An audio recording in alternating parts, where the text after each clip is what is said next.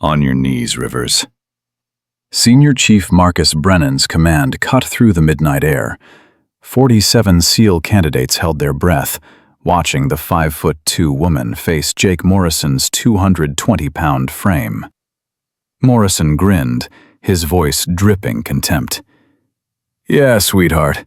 Show us you know your place."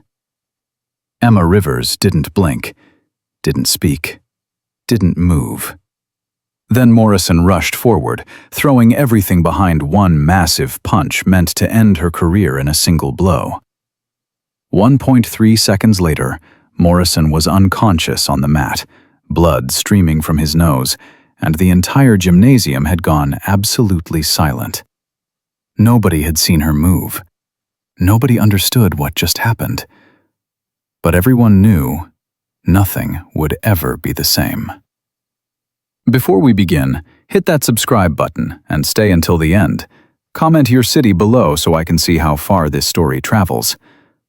Now let me tell you how we got here. Emma Rivers had been at Naval Special Warfare Basic Training for exactly 43 days when Senior Chief Petty Officer Marcus Brennan first spoke directly to her. "You don't belong here." The words came during surf torture, that special kind of hell where candidates lock arms and sit in the freezing Pacific Ocean while instructors time how long it takes for hypothermia to break their spirits. Emma's lips had gone blue 20 minutes ago. Her entire body shook so violently she could barely keep her teeth from chattering loud enough to earn the whole class extra time in the water. Brennan walked along the surf line, his boots barely getting wet, while 87 candidates suffered in water cold enough to stop a heart. He was a mountain of a man, 6'4", scars running down both forearms, eyes that had seen things nobody talked about outside of classified briefings. He stopped directly in front of Emma. "This isn't a college sorority, little girl. We don't do participation trophies here." The candidates on either side of Emma, Jackson Cole from Montana and David Park from Seattle, tightened their grip on her arms. They'd been holding her up for the last 10 minutes, which was against the spirit of the exercise, but not technically against the rules. Emma didn't respond. She'd learned that lesson in her first week. Talking back just added time to whatever torture you were currently enduring. "You know what I think?" Brennan crouched down, putting his face level with hers. "I think you're here because some politician needed good press. First woman in your BUD/S class.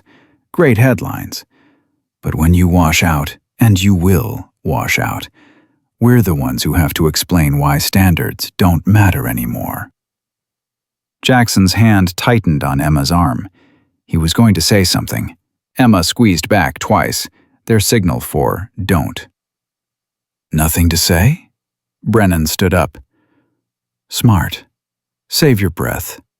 You'll need it when you ring that bell tomorrow." He walked away. Behind Emma, someone laughed. She recognized the voice. Jake Morrison, the former college linebacker who'd appointed himself unofficial king of the class. His laugh triggered others. Soon, half the candidates in the water were chuckling, grateful the instructor's attention had moved away from them. "Another minute!" Brennan shouted from the beach. "Maybe 2 minutes will help Rivers find her voice." Emma closed her eyes. The cold had moved past pain into something worse. A deep, bone-level numbness that made her wonder if her body would even respond when they were finally allowed out. Her fingers had gone white. She couldn't feel her toes anymore. "Just breathe," she told herself. "You've been colder than this." That was a lie. She'd never been this cold. But lying to herself was a survival skill she'd perfected over 22 years of life that had included exactly 0 easy moments. When they finally got out of the water, Emma's legs buckled. Jackson caught her before she face-planted in the sand. "I got you," he whispered. "Come on." They stumbled up the beach together, Emma leaning on Jackson more than she wanted to admit. The instructors were watching. Everything was a test. Showing weakness meant showing them they were right about you. Morrison jogged past them, moving easily despite the same time in the freezing water. He'd grown up in Michigan, played football in Wisconsin winters. Cold was nothing to him. "Need a stretcher, Rivers?" he grinned. "We could call you an ambulance. Nobody would blame you." "Keep moving, Morrison," Jackson said quietly. "Or what, Montana? You gonna protect your girlfriend?" Morrison's grin widened. "That's sweet. Real sweet. Maybe you should both quit together. Make it a Romeo and Juliet thing." Derek Santos, the Army Ranger washout who'd made it his mission to prove Navy SEALs were superior to every other military branch, laughed at that. "Morrison, man, leave them alone. It's not her fault she's built like a high school freshman." Emma kept walking. She'd learned this lesson too. Engaging with them just gave them more ammunition. Better to be invisible. But invisibility was getting harder to maintain. That night, in the barracks, Emma waited until everyone was asleep before she allowed herself to move. Her entire body screamed in protest as she slipped out of her rack and padded barefoot to the bathroom. In the mirror, she barely recognized herself. 43 days ago, she'd arrived at Coronado weighing 125 pounds. Now she was down to 115, maybe less. Her face had hollowed out. Dark circles made her eyes look sunken. She looked weak, fragile. Exactly what Brennan saw when he looked at her. Emma lifted her shirt and examined the bruises covering her ribs. Purple and yellow patches from yesterday's log PT, where teams of 7 candidates carried telephone poles through obstacle courses. Her team had dropped the log 3 times, always when someone's grip failed, always blamed on Emma's lack of upper body strength. The bruises were nothing. She'd had worse, much worse. Emma closed her eyes and let herself remember something she'd been trying to forget since arriving at BUD/S. She was 16, still in the foster system, still trying to keep her 12-year-old brother Michael out of the gang recruitment happening at their Detroit middle school. A dealer had cornered Michael after school, offered him $200 to make a delivery. Emma had stepped between them. The dealer, 20 years old, 6 feet tall, thought he was tough because he carried a gun, had laughed at her. "Move, little girl. This ain't your business." "He's 12, Emma had said. "Find someone else." The dealer had grabbed her arm. "I said move." What happened next took 4 seconds. Emma had broken his grip, swept his legs, and put him face down on the pavement with his arm twisted behind his back at an angle that made grown men tap out in MMA fights. "Touch my brother again," she'd whispered in his ear, "and I'll break it next time." She'd led him up and walked away, Michael following in stunned silence. That had been 6 years ago. She'd been training in Krav Maga for 8 years by then, since she was 8 years old, and a different foster father, one of the good ones, had noticed she came home from school with black eyes too often. Now, at 22, Emma held a 3rd-degree black belt in Krav Maga, a black belt in Brazilian Jiu-Jitsu, and instructor certifications in 3 other martial arts systems. She'd won national championships under an assumed name to avoid media attention that could have endangered Michael. She could have ended Morrison's harassment on day 1, could have demonstrated exactly what happened when someone her size had spent 14 years learning how to defeat people twice her weight. But she hadn't, because revealing her capabilities would have brought attention, questions, background checks that might have connected her to her deceased parents.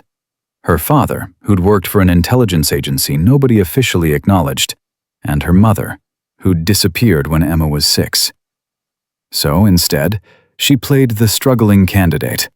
She deliberately underperformed in physical drills. She studied her classmates' fighting styles during hand-to-hand training and made sure to look like she was learning for the first time. And every night, after everyone slept, she came to this bathroom and worked through the training routines that kept her skills sharp. Silent shadowboxing, slow-motion technique drills, mental rehearsal of scenarios she might face. Tonight, though, something was different. The bathroom door opened. Emma spun, dropping into a defensive stance before she could stop herself. Jackson Cole stood in the doorway, his expression unreadable. For a long moment, neither of them spoke. "Can't sleep?" Jackson finally asked. Emma forced herself to relax, to return to the posture of someone who was just checking bruises, not training in secret. "Cold got into my bones. You?" "Same." Jackson moved to the sink, ran cold water over his hands. Plus, Morrison's snoring sounds like a chainsaw stuck in a wood chipper. Emma almost smiled. Jackson had a way of diffusing tension with humor. It was probably why she'd started to trust him, despite knowing trust was dangerous in BUD/S. People quit every day. Trusting someone who might ring the bell tomorrow was setting yourself up for disappointment. "Listen," Jackson said quietly, watching her in the mirror. "What you did just now, dropping into that stance, that's not something you learn in Navy boot camp." Emma's heart rate spiked. "I don't know what you mean." "Yes, you do." Jackson turned to face her directly. "I grew up with a dad who taught hand-to-hand combat to law enforcement. I know what trained movement looks like. And you, Emma Rivers, move like someone who's been doing this since you were a kid." Emma said nothing. Confirming it would be a mistake. Denying it would insult Jackson's intelligence. "Why are you hiding it?" Jackson asked. "You could shut Morrison down in about 3 seconds. Santos and Richmond, too. Instead, you let them treat you like I'm weak," Emma finished. "Because right now, that's exactly what I need them to think." "Why?" Emma looked at him, weighing the risk of honesty against the relief of having one person know the truth. "Because I can't afford the attention. I have reasons, good reasons, and I need you to pretend we never had this conversation." Jackson studied her for a long moment. Then he nodded. "Okay." "Okay?" "My sister was in the Army," Jackson said quietly. "Got assaulted by her commanding officer. When she reported it, they forced her out. Told her she was too emotional, not suited for military life." His jaw tightened. "So yeah, I understand having reasons to keep your head down. And I understand why you might not trust anyone here." Emma felt something crack in her chest, the beginning of what might be either alliance or disaster. "I'm sorry about your sister." "She's doing okay now. Teaches self-defense to college students in Missoula." Jackson smiled slightly. "She'd probably like you." "Jackson, I won't say anything," he promised. "But Emma, when you decide to stop hiding, I want to be there to see their faces." He left the bathroom quietly, leaving Emma alone with her reflection and the uncomfortable realization that her secret might not be as secure as she'd thought. Day 44 brought a new torture: the obstacle course. "This is timed!" Instructor Davis shouted, as 83 candidates, 4 had quit overnight, lined up at the starting point. "Your personal best goes on your permanent record, and for those of you who think just finishing is enough, think again. Bottom 10 percentile gets extra PT tonight." Emma had run this course 13 times already. She knew every obstacle, every measurement, every technique the instructors taught for getting over, under, and through the various barriers. She also knew she could complete it in under 9 minutes if she used her real abilities. The current class record was 11 minutes 40 seconds, held by Morrison. Emma had been deliberately finishing around 16 minutes. "Go!" She took off with the pack, pacing herself carefully. The first obstacle was a wall climb, 14 feet straight up, requiring upper body strength to pull yourself over. Emma had developed a technique of using momentum and foot placement to compensate for her size, but it looked clumsy, intentionally clumsy. Morrison cleared the wall in seconds, pulling himself up with pure arm strength. He dropped to the other side and immediately looked back to see where Emma was. She was struggling, just like always. He laughed and kept running. The second obstacle was a rope climb, 30 feet straight up, ring the bell at the top, come back down. Emma's small hands made gripping the thick rope difficult, but her technique was actually perfect. Years of climbing training had taught her how to use her legs and core to take pressure off her arms. But she made it look hard. She made it look like she was barely holding on. "Move it, Rivers!" Instructor Davis yelled. "My grandmother climbs faster than you." Emma gritted her teeth and kept climbing. Around her, stronger candidates powered up the rope using brute strength. She watched their techniques, cataloged their weaknesses. Morrison relied too much on upper body, would tire quickly in sustained climbing. Santos had good technique but poor endurance. Richmond had strong legs but didn't know how to use them efficiently. She filed it all away. The third obstacle was a balance beam over water. Fall off, you got wet, and had to start the entire course over. Emma had fallen exactly once during week 2 and learned her lesson. Balance wasn't about strength, it was about core control and focus. She crossed easily, one of the few things she couldn't fake struggling with. Morrison was already at the fourth obstacle, a tunnel crawl through sand. 80 feet of low, tight space that was hell for larger candidates and much easier for someone Emma's size. This was where she had to be careful.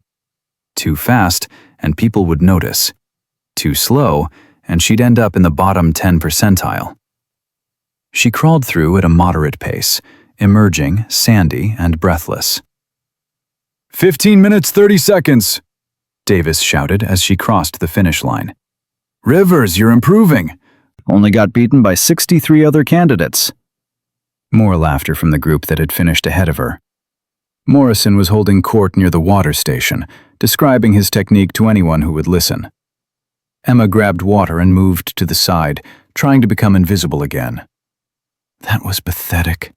She turned. Kyle Richmond stood behind her, the politician's son who'd made it clear from day one that he was destined for naval special warfare because his family had connections going back 3 generations. "Excuse me?" Emma said quietly. "Your performance, it's embarrassing." Richmond smiled, but there was no humor in it. "You make the rest of us look bad just by being here. Every time the press talks about the first woman in our BUD/S class, they're talking about you. And you're going to fail. You know that, right?" Emma took a drink of water, said nothing. "My father is a senator," Richmond continued. "He sits on the Armed Services Committee. He gets weekly updates on this class. You know what I told him? I told him you're proof that lowering standards to meet political correctness is destroying the military." "Standards haven't been lowered," Emma said, her voice still quiet. "I passed the same entrance requirements you did." Richmond laughed. "Please, you passed because they had to let you pass. But BUD/S doesn't care about politics. You'll ring that bell soon enough, and then we can get back to training real warriors." He walked away, leaving Emma standing alone with her water bottle and the cold knowledge that the harassment was escalating.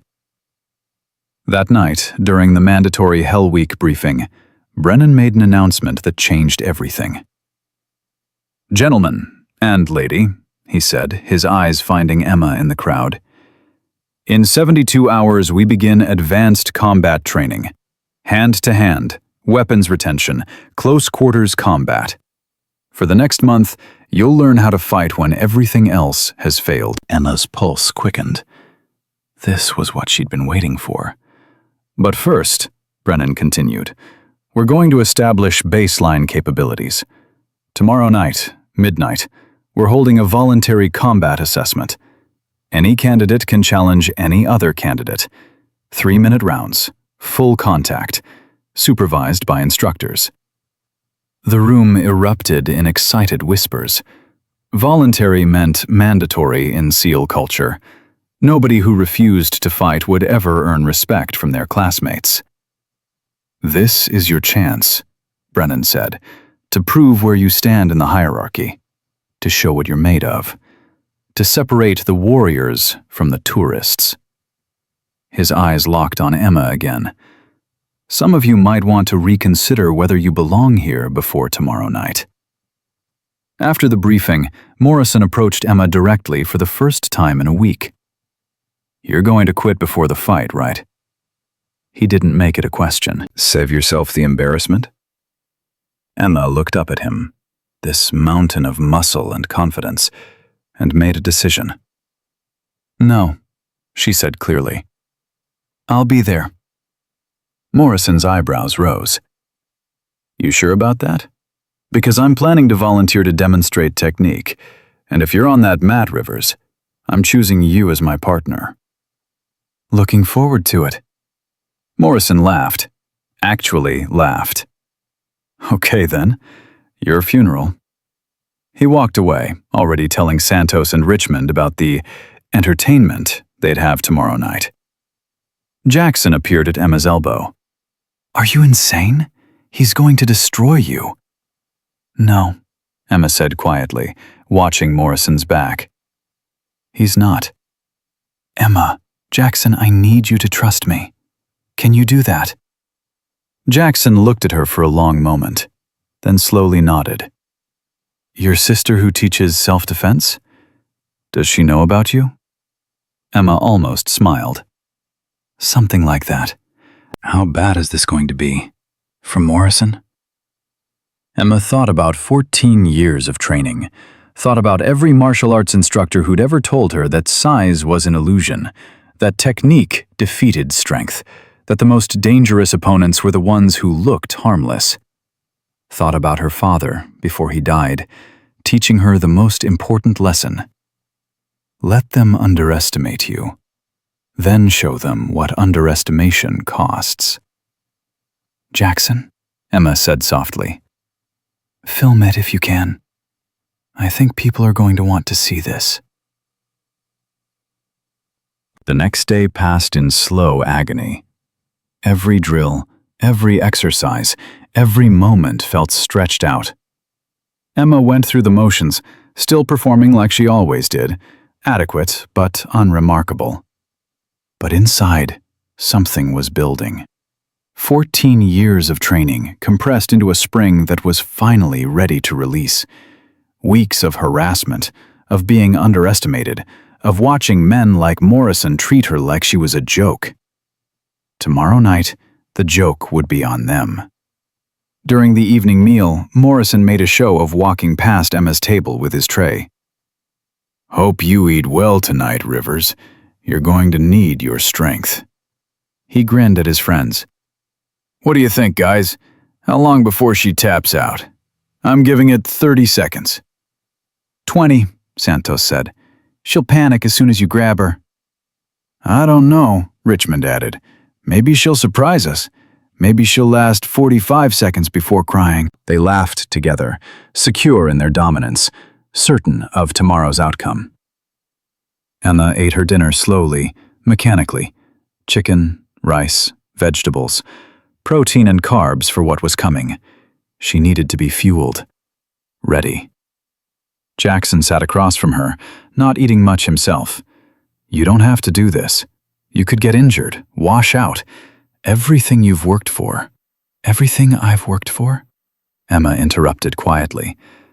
"Has been leading to tomorrow night. Trust me." At 2300 hours, Emma lay in her rack, eyes open, listening to the sounds of 83 candidates trying to sleep before the fight. Some were snoring, others were shifting restlessly, nervous about what tomorrow would bring. Morrison was talking to someone across the barracks, his voice carrying in the darkness. "Going to be hilarious. I'll go easy on her for the first minute, make it look competitive. Then I'll take her down and make her tap out. Clean. Professional. Just proving a point." "What point?" someone asked. "That she doesn't belong here. that this whole experiment is a waste of everyone's time. Morrison's voice was confident, relaxed. Nothing personal, just facts. Emma closed her eyes and began the mental preparation she'd learned from her Krav Maga instructor, a former Israeli Special Forces operator who'd taught her that fighting was 90% mental. Visualize every scenario. Plan for every attack. Stay 3 moves ahead. She visualized Morrison's most likely opening moves, the overconfident rush, relying on size and strength, the attempt to grab and control, using wrestling technique, the strikes from superior reach, keeping her at distance. She planned counters for each scenario. Slip and counter for the rush, sprawl and attack for the takedown, close distance for the striking. And underlying it all, the most important element: control the psychology. Make him angry. Make him sloppy. Use his emotions against him. By midnight, Emma wasn't nervous anymore. She was ready.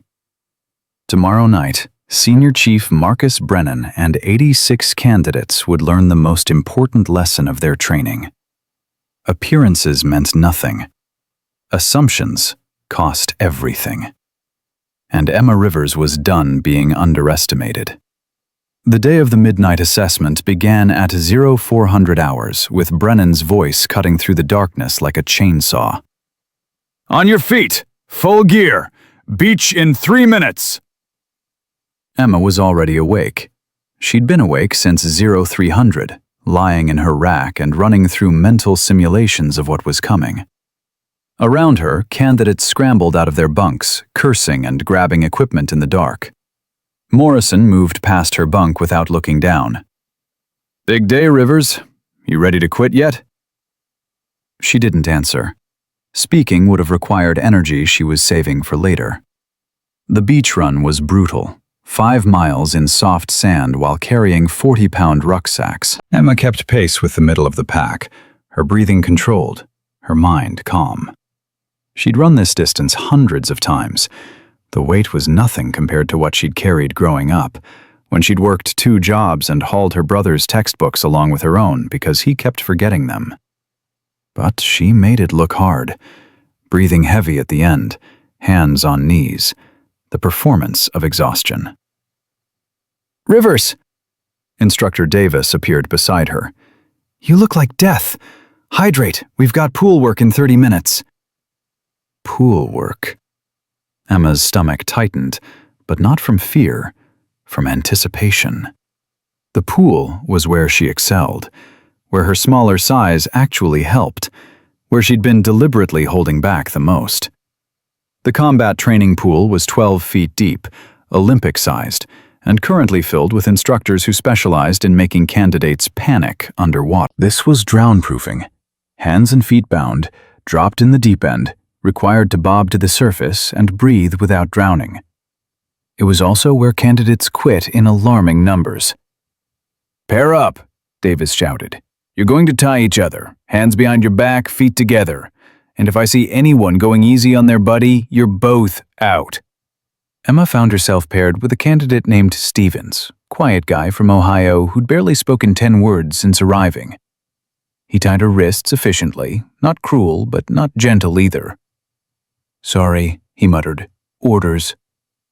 "It's fine," Emma said. Her shoulders were flexible enough from years of jiu-jitsu that having her hands bound wasn't the problem most candidates faced.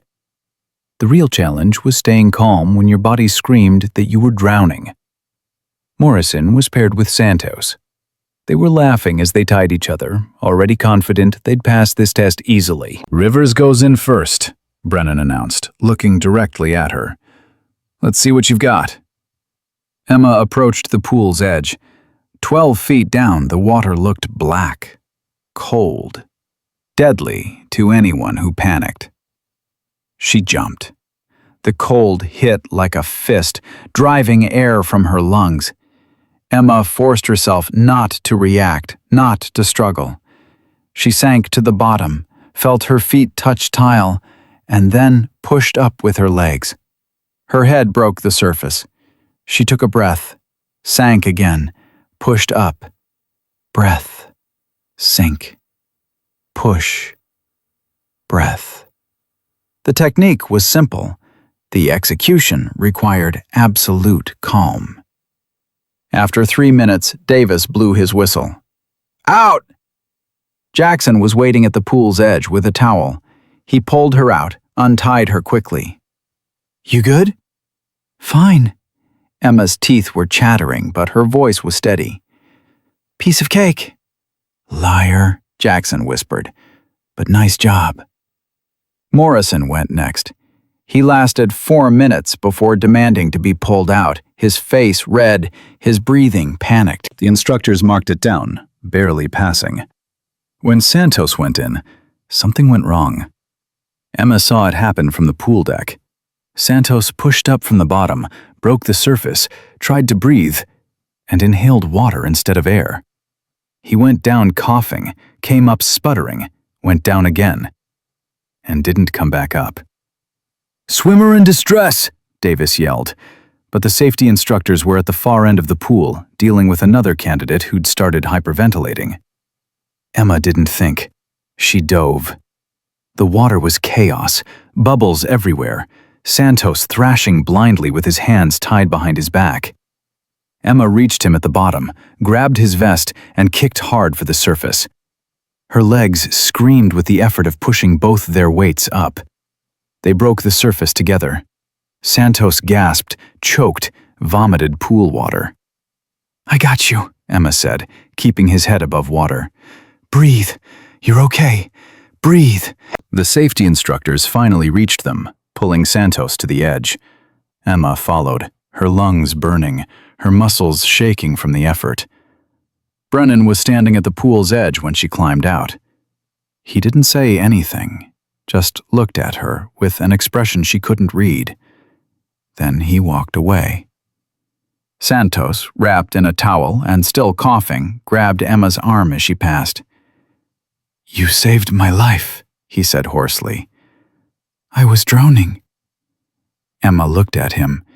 This man who'd been mocking her for weeks, who'd laughed at Morrison's jokes, who'd told everyone she was too weak to be here. Yeah, she said quietly. I know. She walked away before he could say anything else.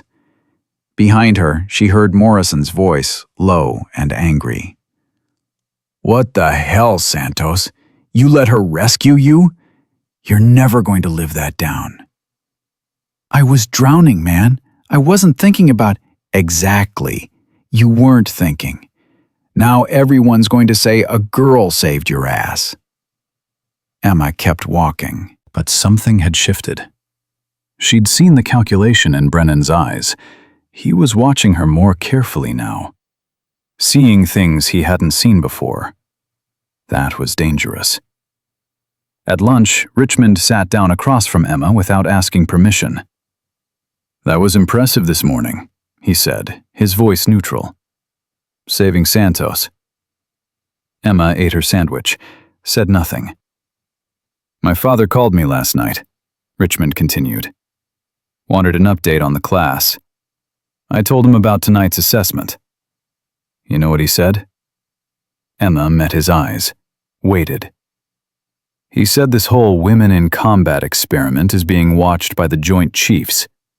That every female candidate who fails proves his point that integration weakens readiness. Richmond leaned forward. So when you quit tonight, Rivers, you're not just quitting for yourself.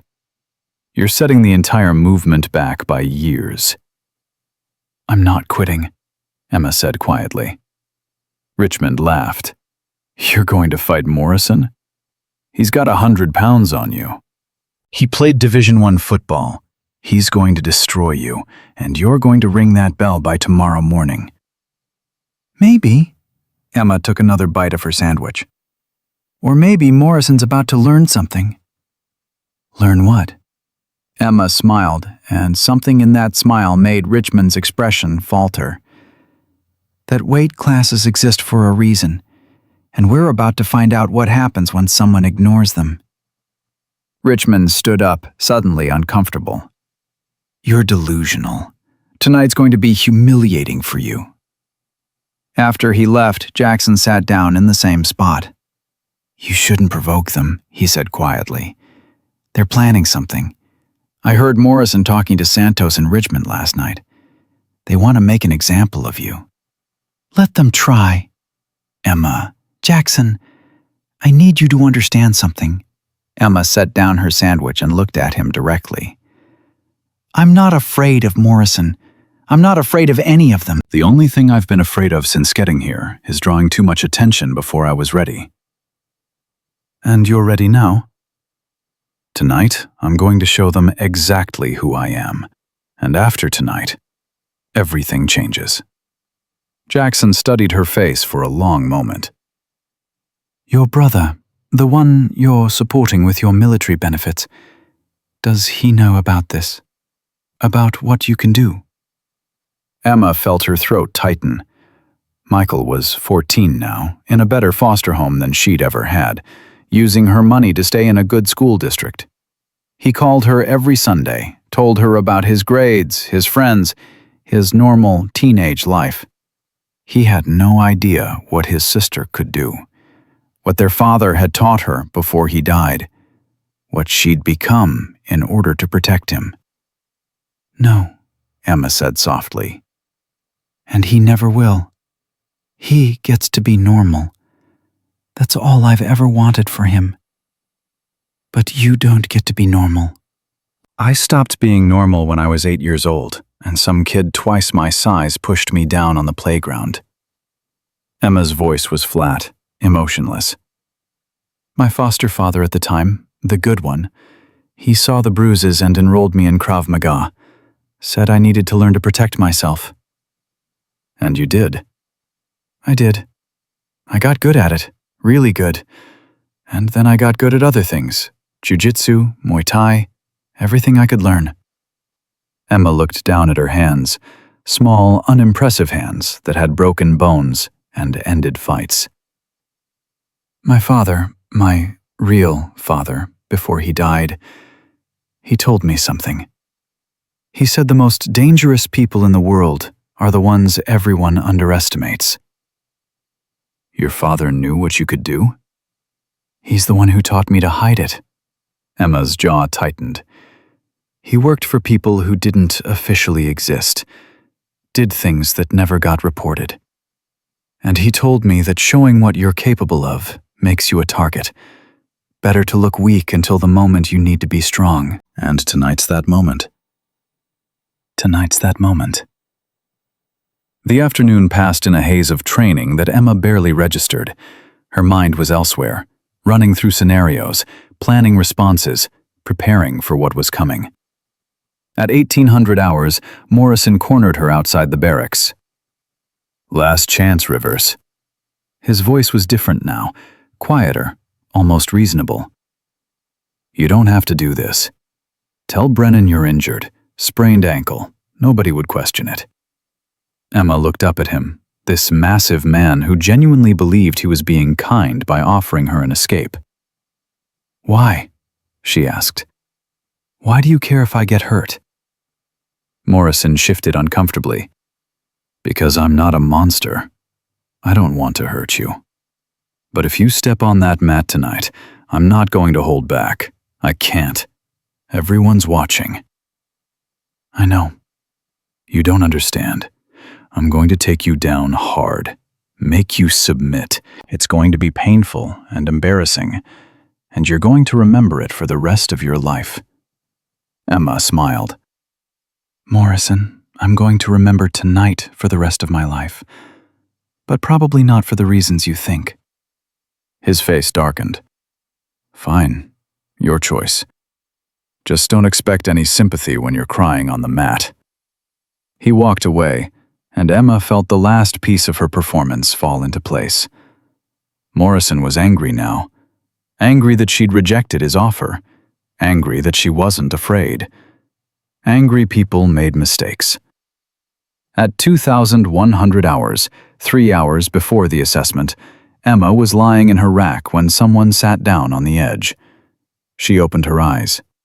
Brennan was sitting there, his expression unreadable in the dim light. "Rivers," he said quietly. Walk with me."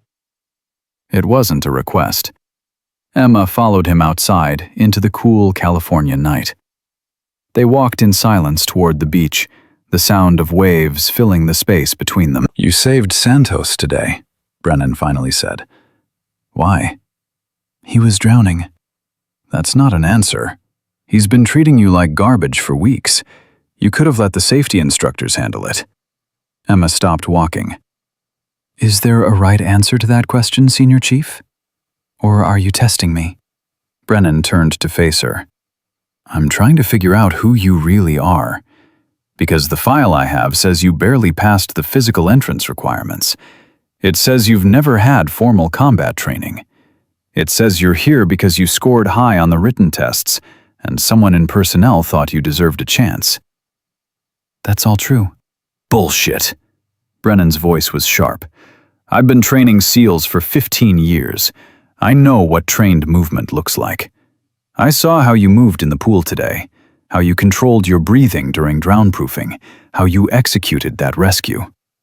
Emma said nothing. "I also saw your stance in the barracks bathroom last night," Brennan continued. "Jackson told me. He thought I should know."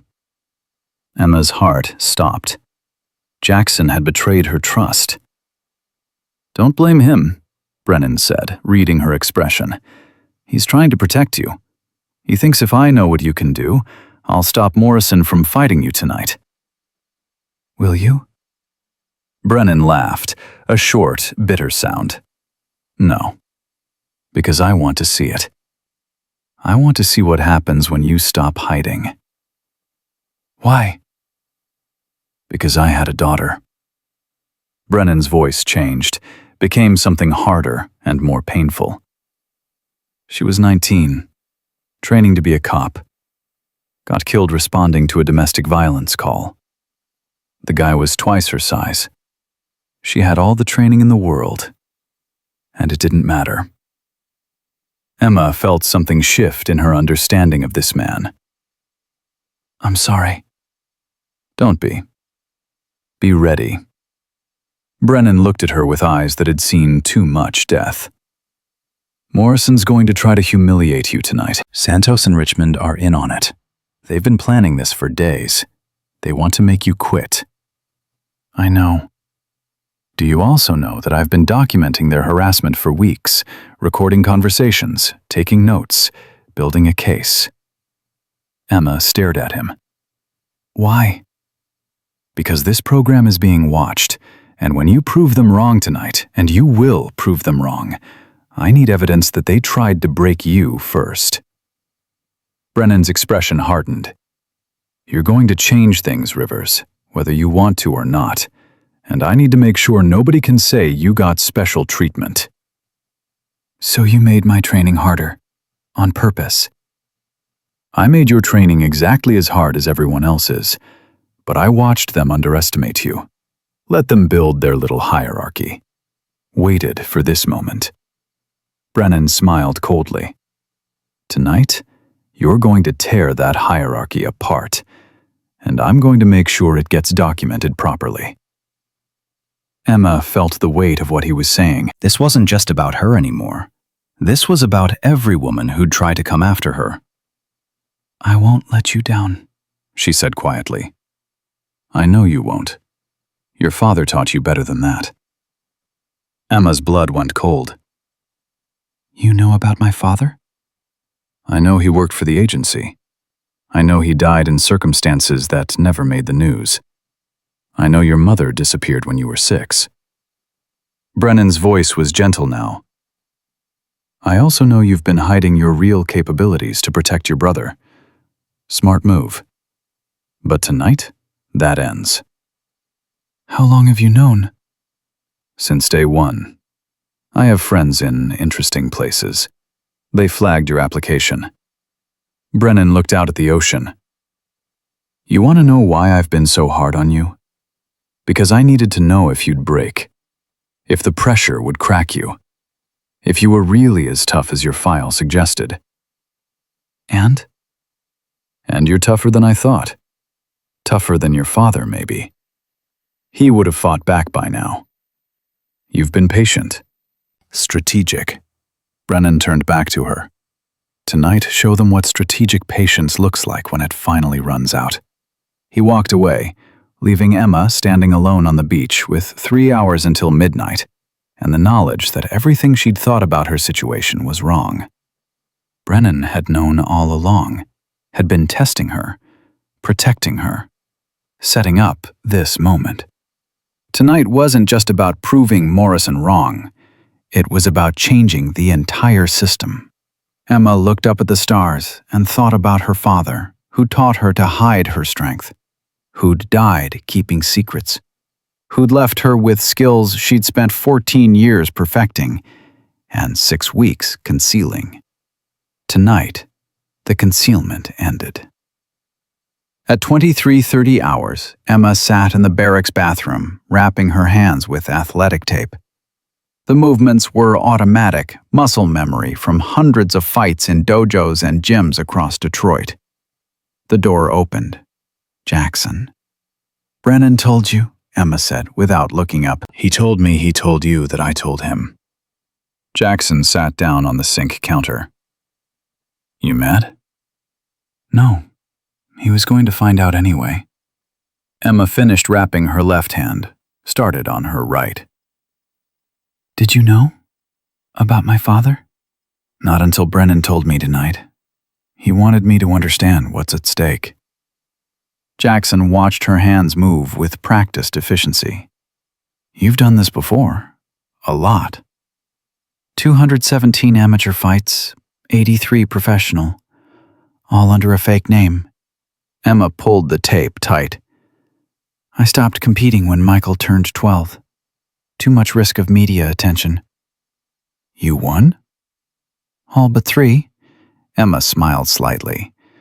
"Lost twice to the same woman. She was incredible. Taught me more in those 2 losses than I learned in 100 wins." "What'd she teach you?" "That winning isn't about being the strongest. It's about making your opponent think they're winning right up until the moment they lose." Emma tore the tape with her teeth, secured it. "Morrison thinks he's going to win tonight. Santos and Richmond think they're going to get their show. Even Brennan thinks he knows what's going to happen." "And you're going to surprise all of them?" Emma stood up, examined her wrapped hands. "I'm going to show them that everything they thought they knew about me was wrong. And then I'm going to show them what happens when you underestimate someone for 6 weeks straight." "How bad is this going to be? For Morrison?" Emma met Jackson's eyes. "Remember what you said about wanting to see their faces when I stop hiding?" "Yeah?" "Film it. Because this is going to be the shortest fight of Morrison's life." At 23:55 hours, 47 SEAL candidates assembled around the combat training mat in silence. The instructors stood along the walls, clipboards ready. Brennan stood at the center, his expression unreadable. Morrison stretched near the equipment rack, his movements confident. Santos and Richmond stood nearby, already grinning. Emma stood alone on the opposite side of the mat, her hands wrapped, her breathing steady. 5 minutes until midnight. 5 minutes until everything changed. Brennan's voice cut through the silence. "Candidates, tonight you learn what fighting really means. Not the choreographed techniques we teach in class.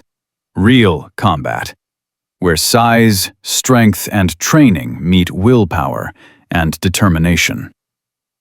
He looked directly at Emma.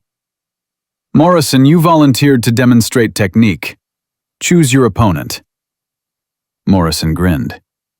"Rivers, let's do this." The candidates formed a circle around the mat. Emma stepped into the center. Morrison followed, towering over her.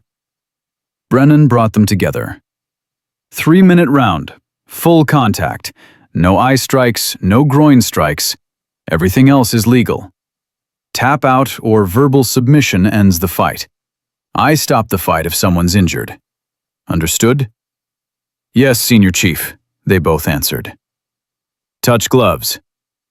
Morrison tapped Emma's wrapped hands dismissively. "Last chance to quit, sweetheart." Emma looked up at him and smiled. Let's see what you've got. They returned to opposite sides of the mat. The circle of candidates was silent, waiting. Brennan raised his hand. Fighters ready? Emma dropped into a stance that made Jackson's eyes widen. Low, balanced, hands up, weight centered. It was the stance of someone who'd been fighting since before Morrison learned to read. Morrison saw it too. For just a second, doubt flickered across his face. Brennan's hand dropped. Fight! Morrison rushed forward exactly like Emma knew he would. All that muscle, all that confidence, compressed into a straight-line attack that telegraphed itself 3 steps before it landed. He threw a massive overhand right, putting everything behind it, expecting to end this in one punch. Emma wasn't there. She slipped left, minimal movement, just enough to make his fist cut through empty air. The momentum carried Morrison forward, off balance, exactly where she wanted him. Her right hand came up in a short, precise uppercut that caught him under the jaw. Not hard enough to knock him out, she didn't want it over that quickly, but hard enough to snap his head back and make his legs wobble. The circle of candidates gasped. Morrison stumbled, shook his head, confusion replacing confidence. What the? Emma didn't let him finish. She stepped inside his guard and drove her elbow into his solar plexus. The air exploded from his lungs. Before he could double over, her knee came up and caught him in the face. Morrison went down like a falling tree. 1 second standing, the next second flat on his back, blood streaming from his nose, eyes glazed and unfocused. The gymnasium went absolutely silent. Emma stood over him, hands still raised, breathing steady. 1.3 seconds. That's all it had taken. Get up, she said quietly. Morrison didn't move. Couldn't move. His eyes were open but empty, the lights on with nobody home. Brennan stepped forward, checked Morrison's pupils, felt his pulse. He's done. Medical! 2 instructors rushed in with a stretcher. Morrison was still conscious but completely disoriented, mumbling something that might have been words. Santos and Richmond stood frozen at the edge of the circle, their grins gone, replaced by something that looked like fear. Brennan's voice cut through the silence. Santos, Richmond, center mat, both of you. Senior Chief? Richmond's voice cracked slightly. What do you mean, both of... I mean you're going to fight Rivers. At the same time. Brennan's expression was cold. You 3 planned this together. Talked about making an example of her. Well, now she gets to make an example of you. That's not fair, Santos protested. 2 against 1. You're right. It's not fair. Brennan smiled without humor. For you. Get on the mat or get out of my program. They looked at each other, silently communicating. Then Santos nodded, and they both stepped forward. Emma watched them approach, these 2 men who'd spent weeks telling everyone she didn't belong. Santos with his Army Ranger training, Richmond with his political connections and private martial arts lessons. They thought numbers would save them. Ready? Brennan asked. Emma nodded. Fight! Santos went left, Richmond went right, trying to flank her. Basic tactics. Predictable. Emma had fought multiple opponents before, in street situations where nobody played fair. She moved toward Richmond first. He was the weaker fighter. Let Santos think he had her back. Richmond threw a jab, testing her. Emma caught his wrist, yanked him off balance, and swept his legs. He hit the mat hard. Santos rushed her from behind. Emma heard him coming, his breathing heavy, his footsteps loud. She dropped low, and Santos's grab missed completely. She drove her shoulder into his midsection, lifting him off his feet in a judo throw that sent him crashing into Richmond. Both men scrambled to get up. Emma didn't give them time to coordinate. She attacked Santos with a low kick that buckled his knee, then pivoted to Richmond and caught him with a spinning back fist that opened a cut above his eye. Blood ran down Richmond's face. He touched it, saw red on his fingers, and something broke inside him. "You bitch!" He charged wildly, abandoning technique for rage. Emma sidestepped, grabbed his arm as he passed, and applied an arm bar. Richmond's scream echoed through the gymnasium as his elbow joint bent backward. "Tap out," Emma said calmly, "or I break it." Richmond slapped the mat frantically. I tap! Emma released him and turned to face Santos, who was still on one knee holding his injured leg. "You done?" she asked.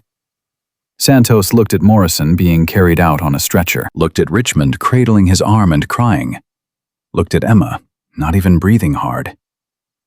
"Yeah," he said quietly. "I'm done." Brennan stepped between them. "Medical for Richmond. Santos, get off my mat." As the medics attended to Richmond, Brennan addressed the circle of candidates. "Anyone else want to challenge Rivers tonight? Anyone think she doesn't belong here?" Silence. Absolute, crushing silence. Then Jackson started clapping. Slow at first, then faster. Other candidates joined in. Within seconds, half the class was applauding. Morrison had been carried off. Richmond was being treated for his arm. Santos sat against the wall, icing his knee and staring at Emma like he'd seen a ghost. Brennan held up his hand, stopping the applause. "Rivers, where did you learn to fight like that?"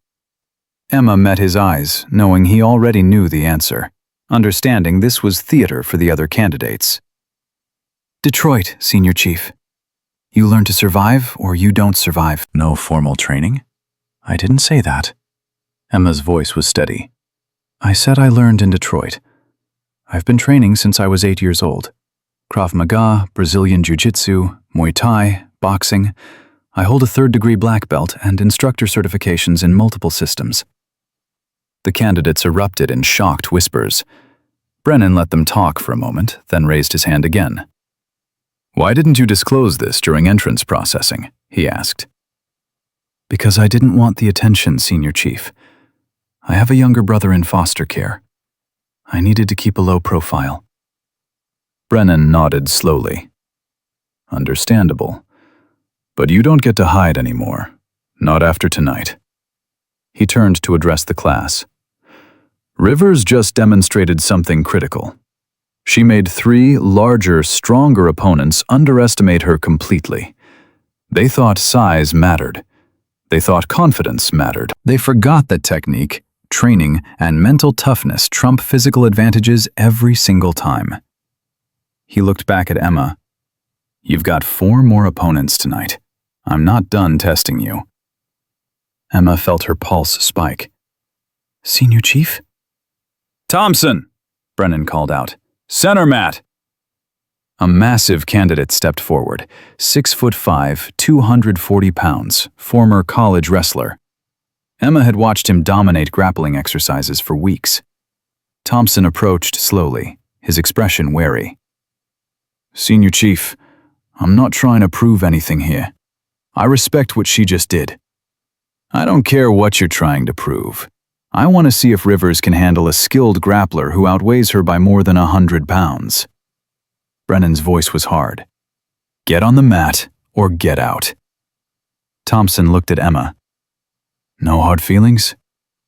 "Just don't hold back," Emma said. "I won't." They touched gloves. Thompson dropped into a wrestling stance, low and balanced.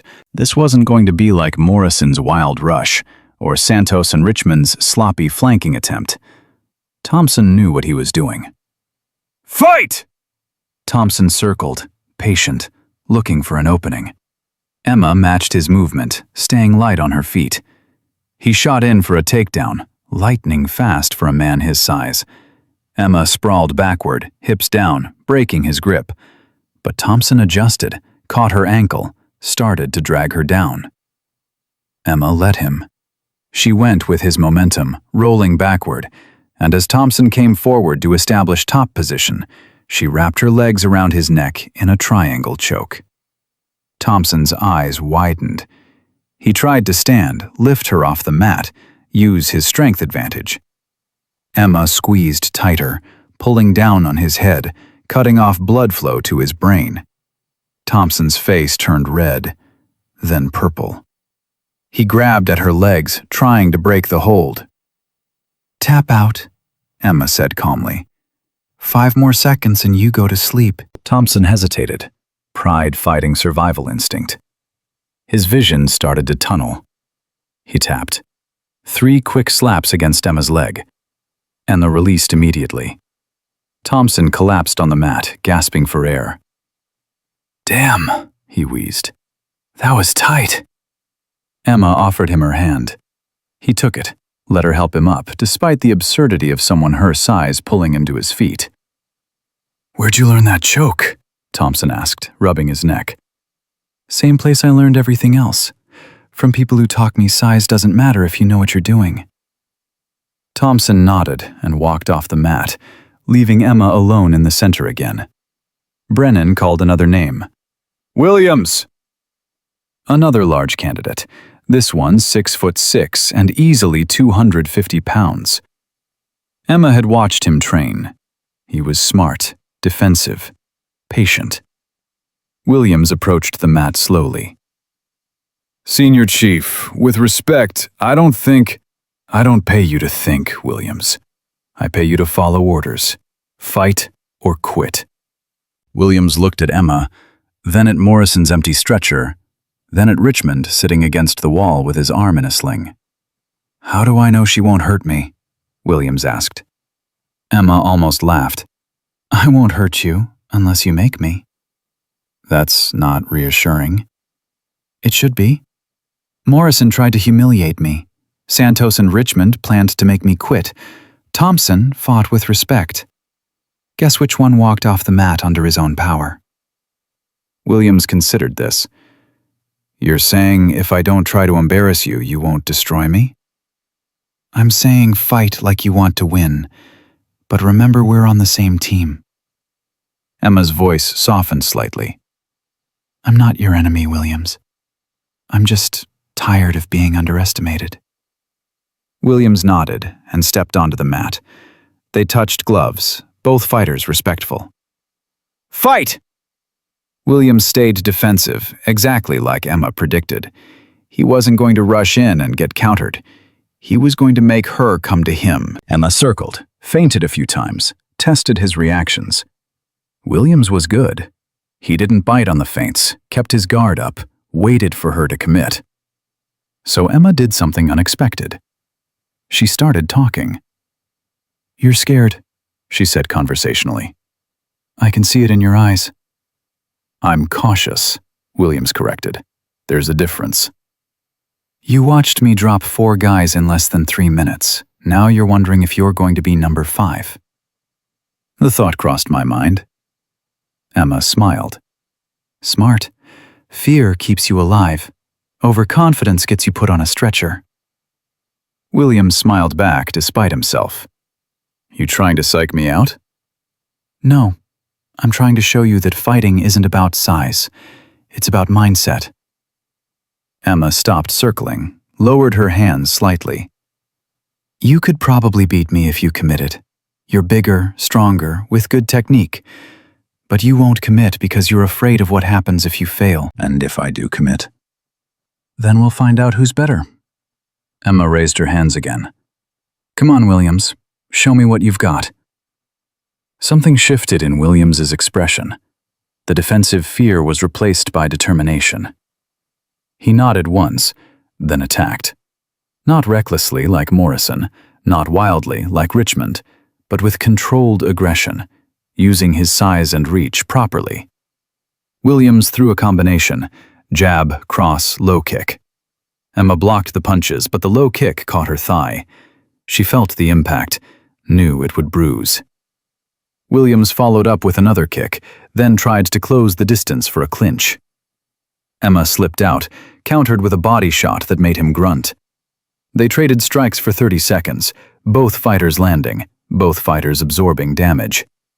The circle of candidates leaned in, watching real combat instead of the one-sided beatings Emma had delivered earlier. Williams caught Emma with a right cross that snapped her head back. She tasted blood, felt her lip split. The candidates gasped. Morrison had landed 0 punches. Santos and Richmond had landed 0 punches. Thompson had barely touched her. Williams had just proven Emma could be hit. "There we go," Emma said, smiling despite the blood on her teeth. "Now we're fighting." She attacked with renewed intensity. Low kick to Williams's lead leg, overhand right that he barely blocked, spinning back kick to his midsection that doubled him over. Williams shot in for a takedown, desperation driving his technique. Emma sprawled again, but this time Williams had learned from Thompson's mistake. He adjusted his grip, drove forward with his legs, and took Emma to the mat. 250 pounds of muscle landed on top of her. Emma's ribs compressed, driving air from her lungs. Williams started working for position, trying to establish control. Emma bridged her hips, created space, slipped her guard around Williams's arm. She went for an armbar, but Williams defended, stacked her, used his weight to prevent the submission. They grappled for 20 seconds that felt like 20 minutes. Williams was good, really good. He knew how to use his size without relying on it completely. But Emma had been training jiu-jitsu since she was 10. She'd rolled with men twice her size hundreds of times. She knew every escape, every transition, every submission. She felt Williams shift his weight slightly, committing to a different position. That half second of transition was all she needed. Emma slipped out from under him, took his back, and locked in a rear naked choke. Her arm wrapped around his throat, her hand gripping her own bicep, cutting off blood flow. Williams tried the same escape Thompson had attempted, standing up with Emma on his back. But Emma squeezed tighter, hooked her legs around his waist, became dead weight. Williams's struggles weakened. His hands clawed at Emma's arm, desperate now. "Tap," Emma whispered in his ear. "You fought well. Tap with honor." Williams tapped. 3 quick pats on Emma's leg. Emma released immediately and rolled off his back. Williams collapsed forward, coughing, one hand on his throat. "Damn good fight," he said hoarsely. "You almost had me," Emma admitted, helping him up. "That takedown was perfect." Williams shook his head. "Almost doesn't count. You still won." As Williams left the mat, Brennan's voice rang out again. "One more, Rivers. Carter!" Emma's body was beginning to feel the strain. Her lip was still bleeding from Williams's punch. Her ribs ached from where he'd landed on her. Her thigh throbbed from his low kicks. But she nodded. "Yes, Senior Chief." Carter stepped onto the mat, average size, maybe 6 feet tall, 180 pounds. Emma had watched him train. He was well-rounded, good at everything, excellent at nothing. They touched gloves. Carter's hands were shaking slightly. "Fight!" Carter tried to use his well-rounded skills to keep Emma guessing, boxing at range, switching to kicks when she got close, threatening takedowns without committing. It was a smart strategy. Keep the fight standing, use movements and variety, wear her down. But Emma had fought 5 opponents tonight. Her body was tired, but her mind was crystal clear. Every fight had sharpened her focus, heightened her awareness. She timed one of Carter's kicks perfectly, caught his leg, and swept his standing leg. Carter crashed to the mat. Emma followed him down, secured a mount position, and immediately went for an arm bar. Carter defended, exactly like she knew he would. She transitioned to a triangle choke. Carter defended that, too. So Emma did something she'd learned from her Brazilian jiu-jitsu instructor. She chained submissions together, flowing from one attack to the next without pausing. Armbar to triangle to kimura to omoplata to back control to rear naked choke. Carter couldn't keep up with the transitions. He found himself tapping to a choke he didn't even realize was locked in. The fight lasted 40 seconds. Emma stood up, breathing hard now, sweat dripping down her face. 5 opponents, 5 victories. Total fight time, less than 4 minutes. The candidates weren't silent anymore. They were cheering. Not polite applause like before. Genuine, enthusiastic celebration. Jackson was grinning like he'd won the lottery. Other candidates were shaking their heads in disbelief. Even the instructors were talking among themselves, animated and impressed. Brennan raised his hand for silence. When the gymnasium quieted, he spoke. Tonight, Emma Rivers showed you what happens when discipline, training, and mental toughness meet physical challenge. His voice carried authority and something that might have been pride. She didn't win because she's the biggest or the strongest. She won because she's been preparing for this moment her entire life. He turned to Emma. Outstanding performance, Rivers. Return to formation. Emma walked off the mat, her legs shaky with exhaustion and adrenaline crash. Jackson was there to steady her. You good? He whispered. I'm great, Emma said, and she meant it. That night, Emma didn't go to the barracks. She went to the beach instead, needing space to think, to process Brennan's warning about Morrison not fighting fair. The ocean was black under a moonless sky, waves crashing in rhythmic violence that matched the turmoil in her chest. She sat in the sand, hugging her knees, and for the first time in 6 weeks, allowed herself to feel the full weight of what she'd gotten herself into. Thought I'd find you here. Emma spun, her body automatically dropping into a defensive stance before her brain registered Jackson's voice. He raised his hands. Easy, just me. Emma forced herself to relax. You shouldn't sneak up on people like that. Noted. Jackson sat down beside her, maintaining a respectful distance.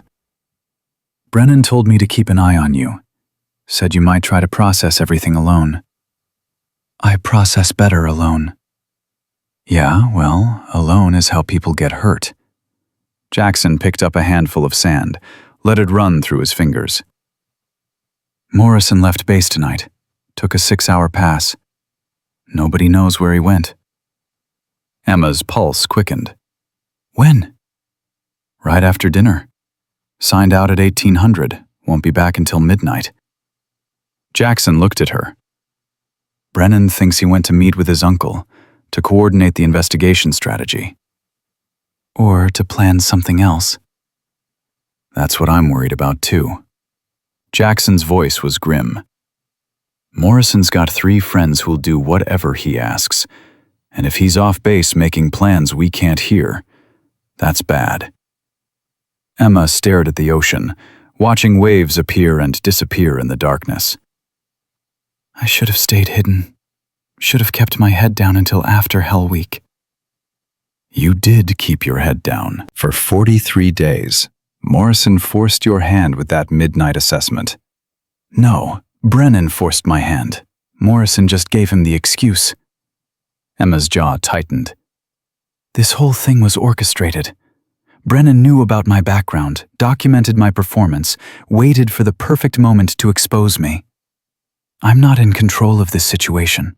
I never was. Jackson was quiet for a long moment. Does that change anything? Whether you chose the moment or Brennan did? It changes everything. Because now I'm not just fighting Morrison. I'm fighting an investigation, fighting bureaucracy, fighting people who want me to fail for political reasons I can't control. Emma's voice cracked slightly. And the worst part? I dragged everyone else into this. Parker and Chen think I'm their champion. Santos thinks he owes me a debt. You're sitting here babysitting me because Brennan told you to. Everyone's choosing sides. And it's all because I couldn't just be average. You were never going to be average, Emma. That's not who you are. Maybe it should be. Maybe average people get to finish training without death threats and investigations, and maybe average people don't save drowning candidates in pools, don't knock out bullies in 1.3 seconds, don't inspire smaller guys to believe they belong here too. Jackson turned to face her directly. You want to know what I think?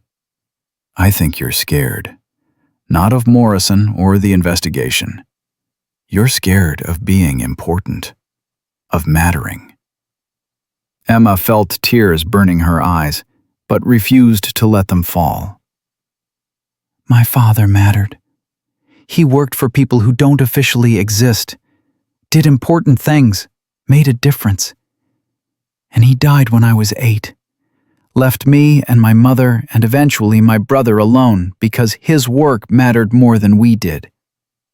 That's not fair to his memory. Maybe not, but it's how it felt. Emma's voice was barely a whisper. I spent 14 years learning to fight so I could protect Michael, so I could be strong enough that nothing could hurt us. And now I'm here, and he's alone in Detroit.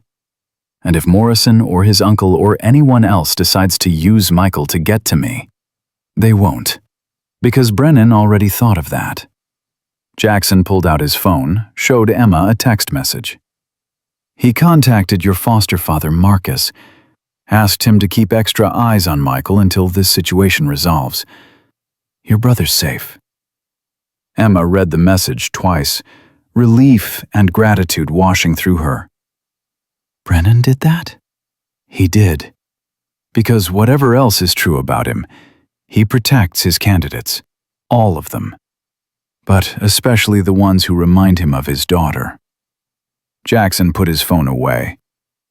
You're not alone in this, Emma. Stop acting like you are. Before Emma could respond, her own phone buzzed. Unknown number.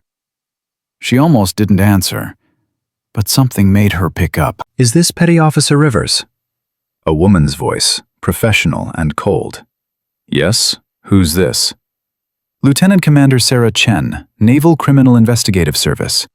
I'm calling to inform you that a formal investigation has been opened into allegations of fraudulent enlistment and preferential treatment during your BUD/S training. You're required to report to Building 12 at 0800 tomorrow for initial interview. Do you understand? Emma's mouth went dry. Yes, ma'am. I understand. Good. Bring any documentation related to your martial arts training, competition records, and entrance application materials. A legal representative is recommended but not required. The woman's voice softened slightly. For what it's worth, Petty Officer, I've read both complaint reports. This interview is a formality. The line went dead. Emma sat staring at her phone, the reality of the situation crashing down like a wave. This was really happening.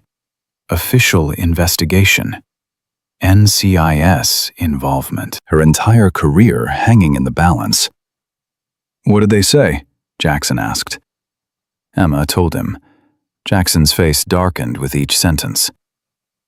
That's fast.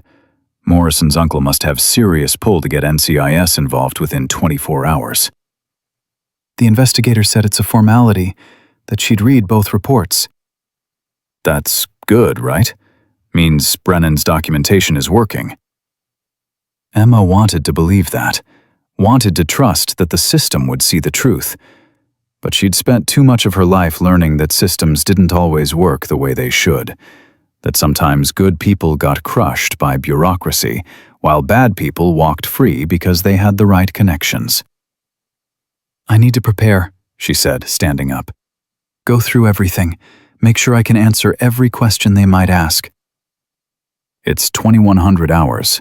Interview's not until 0800. You've got time. I need to do it now. Need to feel like I'm doing something. Emma started walking back toward the barracks, Jackson following. They made it halfway across the training compound when 3 figures stepped out of the shadows between buildings. Emma recognized them immediately, the candidates she'd seen talking to Morrison the previous night. Bigger guys, Hell Week graduates, each one outweighing her by at least 80 pounds. "Emma Rivers?" the one in front asked, his voice flat and threatening. Jackson moved closer to Emma's side. "Whatever you guys are planning, don't." "This doesn't concern you, Montana. Walk away." "Not happening." The three men spread out, creating a semicircle. Emma's training kicked in automatically, assessing distances, calculating angles, looking for escape routes. "Morrison sent you," Emma said quietly. It wasn't a question. "Morrison suggested we have a conversation about your future here, about whether you really belong." The leader, Emma thought his name was Bradford, smiled without humor. "See, some of us think the midnight assessment was fixed. That Brennan set up Morrison to fail because he wants to prove some political point about women in combat." "That's insane," Jackson said. "Everyone saw what happened. It was a clean fight." "Was it? Or did Morrison get unlucky? Hard to tell when a fight lasts 1 second. Bradford took a step closer. "We think Rivers should prove she can handle herself against prepared opponents, not surprised ones." Emma's mind raced. 3 against 2. But Jackson wasn't a fighter. He was a runner, a swimmer, good at endurance, but not combat. And these weren't candidates from her class. These were men who'd already survived Hell Week, who had nothing to lose by beating her into the medical unit and claiming it was a training accident. "This is assault," Emma said, keeping her voice steady. "You attack me, you'll face court-martial." "Who's attacking? We're just having a conversation." If that conversation gets physical, well, accidents happen during training all the time. Bradford's smile widened. "Morrison's off base with a dozen witnesses who'll say he was nowhere near here, and you're out here alone at night when you should be in barracks. Your word against ours about what happened." Emma felt Jackson tense beside her, ready to fight despite the odds. She put a hand on his arm, a silent message. "Not yet." "You really want to do this?" Emma asked Bradford. "Because Morrison tried to beat me. He failed. You saw what happens to him." "Morrison was overconfident. We're not." Bradford cracked his knuckles. 3 on 1. Let's see how your fancy martial arts work when you're outnumbered." Emma was about to respond when a voice cut through the darkness like a knife. "Belay that!" All 5 of them spun. Brennan stood 15 feet away, his phone held up, clearly recording. "Bradford, Jensen, Kowalski. You 3 just threatened assault on a candidate under investigation. I've got it all on video, including your confession that Morrison sent you." Brennan's voice was ice cold. "Drop and give me 100 push-ups. Now." The 3 men hesitated. "That was an order." Brennan's shout echoed across the compound. "Down! Now!" They dropped, started pushing. Brennan walked over to Emma and Jackson, his expression unreadable. "You 2, return to barracks. Rivers, tomorrow's interview is critical. Get sleep. That's an order." He looked at Jackson. "Good job staying with her. Continue doing so until this situation resolves." As Emma and Jackson walked away, they heard Brennan addressing the 3 men doing push-ups. "When you finish those 100, you're going to my office. And then we're going to have a very long conversation about the UCMJ articles covering assault, conspiracy, and conduct unbecoming. Move!" Back in the barracks, Emma collapsed onto her bunk, adrenaline still flooding her system. That had been close. Too close. "They were really going to do it," Jackson said from the bunk above her. "Beat you down? Blame it on a training accident?" "I know." "And Morrison set it up so he'd have an alibi. Smart. Evil, but smart." Emma stared at the ceiling, her mind working through the implications. Morrison wasn't just trying to get her kicked out through official channels. He was running parallel operations, the investigation through his uncle, the assault through his friends. If one approach failed, he had backups. That level of calculation was terrifying. Her phone buzzed again. Another unknown number, but this time the message was a video file. Emma opened it, her blood running cold as she recognized Morrison's face on the screen. The video showed Morrison in a bar off base, talking to a man in civilian clothes who had the bearing of military despite the lack of uniform. The audio was muffled, but Emma could make out fragments.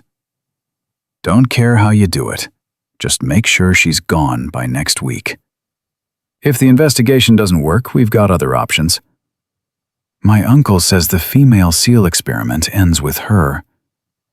The video cut off. A text message followed immediately. Thought you should see this. Morrison's not the only one who can record conversations. Santos. Emma showed Jackson the video. His face went pale. That's conspiracy. Premeditated harassment. If NCIS sees this. Santos sent it to me. Why would he do that? Because you saved his life. Because he knows what Morrison's really like. Jackson climbed down from his bunk. Emma, you need to give this to Brennan, to NCIS. This proves Morrison's uncle is involved in trying to force you out. Emma's finger hovered over the forward button, but something stopped her. If I send this to NCIS, Santos becomes a witness. Morrison will know he betrayed him. What happens to Santos then? That's not your problem. Yes, it is. Santos already got hurt because of me. I'm not making him a target too. Emma deleted the message, ignoring Jackson's protest. Morrison wants to play dirty? Fine. But I'm not going to become like him. I'm not going to use people as weapons. Even if it costs you your career? Even then. Jackson stared at her like she was insane. You're going to throw away evidence that could save you because you don't want to make Morrison mad at Santos? No.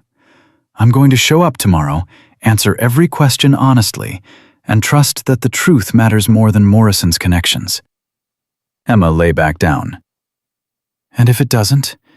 If the system is so broken that honesty loses to corruption, then I don't want to be part of that system anyway.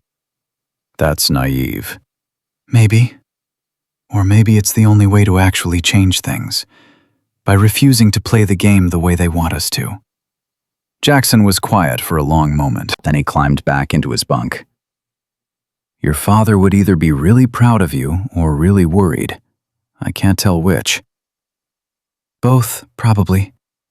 He usually was. Emma closed her eyes, but sleep was impossible. Tomorrow would determine everything. Either the investigation would exonerate her, or it would end her career before it really started. And somewhere off base, Morrison was planning his next move. At 0600 hours, Emma woke to find a note slipped under her barracks door. The handwriting was unfamiliar, the message short. Pool, 0630, come alone, M. M for Morrison. He was back from his off-base trip and wanted to meet. Alone. Every instinct Emma had screamed trap, but she also knew that avoiding Morrison would just escalate things. Better to face him now, in a controlled environment, than wait for him to choose the time and place.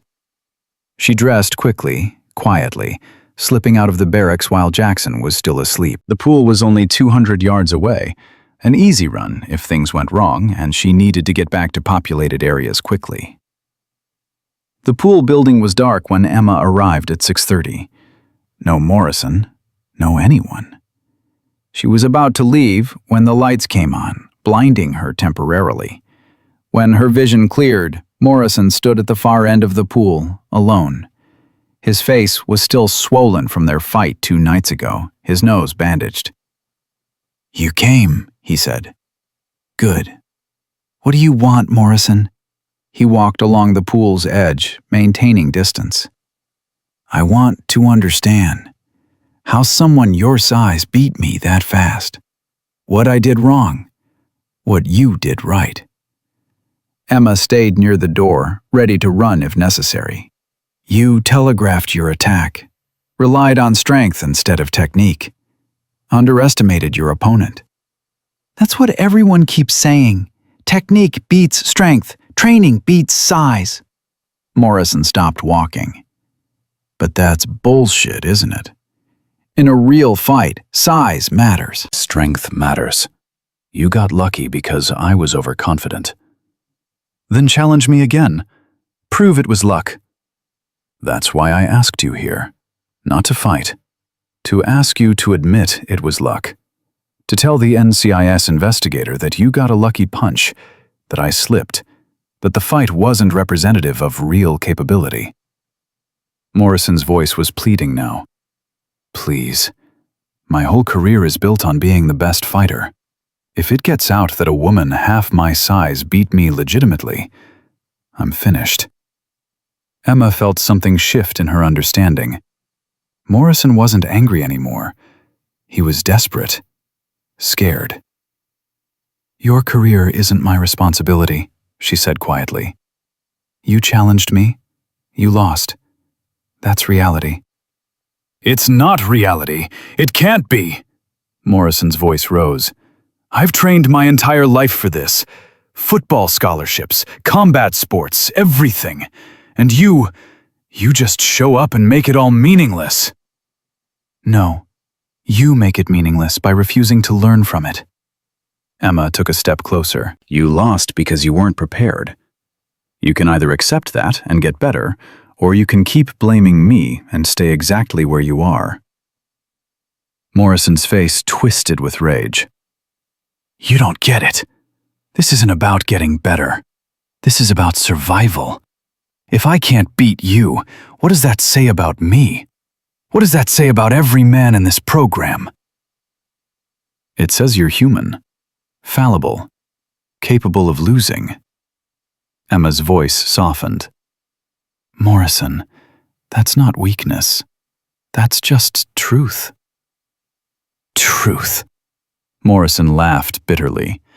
You want truth? The truth is, my uncle told me that if I can't handle a female candidate, I don't deserve to be a SEAL. That I'm an embarrassment to the family. That he's going to make sure both of us wash out if I don't fix this. Emma felt the pieces clicking together. Your uncle isn't trying to help you. He's protecting the program from change, using you to do it. I know. Morrison's voice broke slightly. But he's family.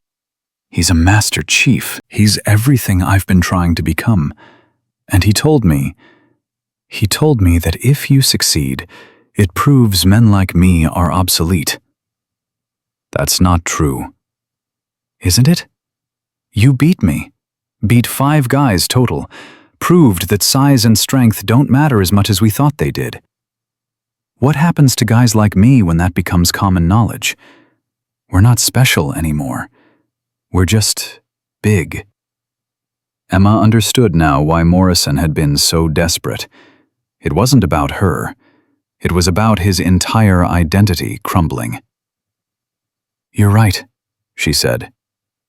Size and strength don't matter as much as you thought. But you know what does matter? Heart, determination, willingness to adapt. Emma met his eyes. You're still here, Morrison. Still training. That counts for something. Does it? Because from where I'm standing, I'm the guy who got knocked out by a girl in front of 47 witnesses. That's all anyone's going to remember. Then give them something else to remember. Show up to your training. Work harder. Get better. Prove that losing one fight doesn't define you. Morrison was quiet for a long moment. What if I can't? What if you really are better than me? Then I'm better than you. But that doesn't make you worthless. It just means I trained differently, prepared differently, got lucky with genetics that favor technique over power. Emma's voice was gentle now. Morrison, there's no shame in being second best. Only in refusing to try because you're afraid of failing. Morrison sank down onto the pool deck, his head in his hands. I called off the investigation. Called my uncle this morning and told him to drop it. Emma's heart nearly stopped. What? I told him you didn't do anything wrong. That I lost because I screwed up, not because you cheated. Morrison looked up at her. And I told Bradford and the others to back off, that you didn't need to prove anything else. Why? Because I'm tired, Emma. Tired of being angry. Tired of hating you for being better. Tired of my uncle using me to fight his political battles. Morrison stood up slowly. I'm going to finish BUD/S. I'm going to become a SEAL. And maybe I won't be the best fighter in my class, but I'll be good enough. Emma felt tears stinging her eyes despite her efforts to stay composed. Thank you. Don't thank me yet. The investigation's already started. My uncle can't officially drop it without looking suspicious. You still have to go through the interview. Morrison managed a weak smile. But I'm going to tell them the truth. That you beat me fair, that I was overconfident, and that anyone who thinks women don't belong in combat roles should step on a mat with you first. He walked past her toward the exit, then paused. For what it's worth, Rivers, you're going to make a hell of a SEAL. After he left, Emma stood alone in the pool building, processing what had just happened. Morrison had surrendered. Not because he was forced to, but because he'd chosen to. That felt more like victory than knocking him out ever had. The NCIS interview room was smaller than Emma expected. Gray walls, metal table, 2 chairs, and Lieutenant Commander Sarah Chen sitting across from her with a file folder thick enough to contain Emma's entire life story. Petty Officer Rivers, thank you for being punctual. Chen's voice was professional, neutral. This interview is being recorded. Do you consent? Yes, ma'am. Chen opened the folder, scanned the first page. Let's start with your entrance application. Question 17 asks, have you received formal military or paramilitary combat training? You answered no. Is that correct? Yes, ma'am. I answered no because I haven't received military or paramilitary training. I've received civilian martial arts instruction. Civilian instruction that includes 3 black belts, instructor certifications, and over 200 documented competitive fights. Chen looked up. Most candidates would consider that relevant information worth disclosing. Emma's pulse quickened, but her voice stayed steady. The question didn't ask about civilian training, ma'am. It asked specifically about military or paramilitary training. I answered honestly. Technically honest, but don't you think the spirit of the question was asking about any combat training that might give you an advantage over other candidates? With respect, ma'am, if the Navy wanted to know about civilian training, they should have asked about civilian training. Emma met Chen's eyes. I answered every question on that application truthfully. If the questions were poorly written, that's not fraudulent enlistment. Chen's expression didn't change, but something flickered in her eyes that might have been approval. Fair point. Let's move on to the allegations of preferential treatment. Senior Chief Brennan's report indicates you deliberately underperformed during the first 6 weeks of training. Why? Emma took a breath, choosing her words carefully. I have a younger brother in foster care. I'm his only family, his only financial support. I didn't want media attention that might compromise his safety or privacy, so I kept a low profile until I couldn't anymore. Until the midnight combat assessment. Yes, ma'am. Chen flipped through several pages. Brennan's documentation is extensive. He has you performing adequately but not exceptionally in every category. Running times consistently in the middle of the pack. Obstacle course times slowly improving but never outstanding. Even your drown-proofing, where your small size should have been an advantage, you performed average. I was trying to blend in, ma'am.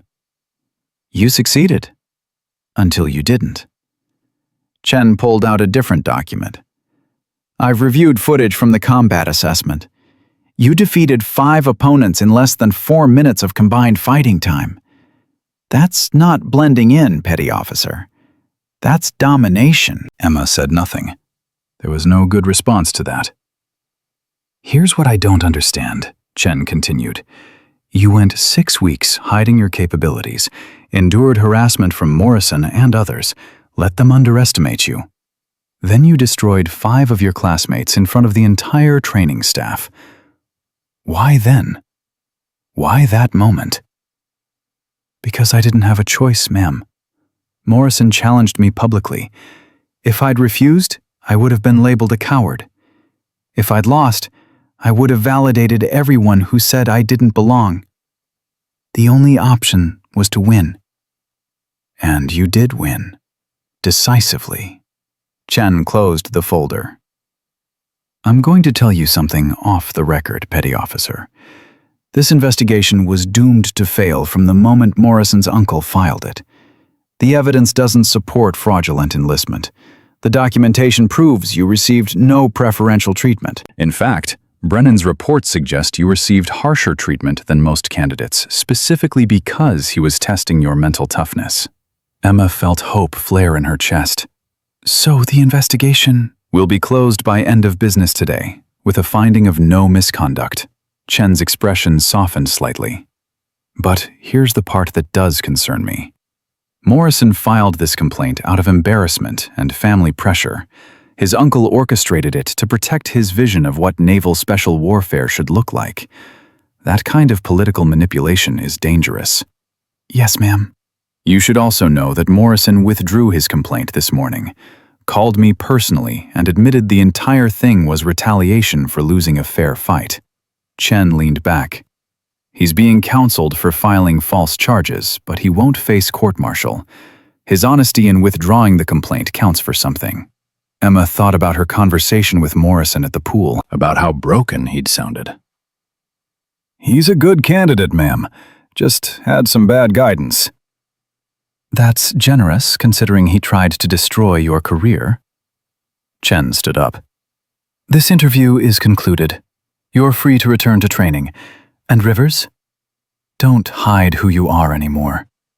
The Navy needs fighters like you. Emma left the building feeling like she'd been holding her breath for 48 hours and could finally exhale. The investigation was over. Morrison had backed down. She could actually finish this. Jackson was waiting outside, pacing nervously. Well? Cleared. Investigation closed. Jackson's whoop of joy echoed across the compound. He grabbed Emma in a hug that lifted her off her feet. I knew it! I knew they'd see through Morrison's bullshit! Put me down, Montana. You're making a scene. He set her down, grinning. Let them watch. You just survived an NCIS investigation and a character assassination attempt. You get to celebrate. But Emma's celebration was cut short when she saw Brennan approaching, his expression grim. Rivers, Cole, my office, now. They followed him in silence. Once inside, Brennan closed the door and turned to face them. The investigation's closed, he said without preamble. But we have a bigger problem. Morrison's uncle, Master Chief Dalton, is coming to Coronado tomorrow. He wants to personally evaluate your performance, Rivers, determine if you're truly qualified, or if this entire situation represents a failure of standards. Emma's stomach dropped. He can do that? He's a Master Chief with 30 years in naval special warfare and connections to the Admiral in charge of SEAL training. He can do whatever he wants. Brennan's jaw was tight. And between you and me, he's looking for any excuse to prove that women in combat roles is a failed experiment. What kind of evaluation? Jackson asked. Full combat assessment. One-on-one against an opponent of his choosing. No time limit. Fight until someone submits or is incapacitated. Brennan looked at Emma. He's going to pick the biggest, most skilled fighter he can find. And he's going to make sure the entire command structure is watching when you fight. Emma felt the weight of it settling on her shoulders again. When? Tomorrow, 1400 hours. Full dress uniform for observers, training gear for you. Brennan moved to his desk, pulled out a file. I've been doing some research on Dalton. He's old school, believes in traditional hierarchy, traditional roles. He's been fighting female integration into combat units for 20 years. Then why did Morrison call off the investigation if his uncle's still coming after me? Because Morrison had a choice. His uncle doesn't give him choices. Brennan handed Emma the file. Dalton's been orchestrating this from the beginning. The midnight assessment, the harassment, even Morrison's challenge. All of it designed to prove you'd crack under pressure. Emma opened the file, saw photos of Master Chief Dalton. Gray-haired, weathered, eyes like flint. A man who'd spent his entire career proving his toughness, and saw Emma's success as a personal threat to everything he believed. And if I lose tomorrow? Emma asked quietly.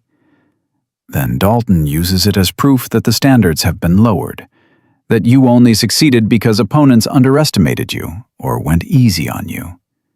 Brennan's voice was hard. He'll recommend your dismissal from BUD/S and use your case to argue against future female candidates. No pressure, Jackson muttered. Actually, all the pressure.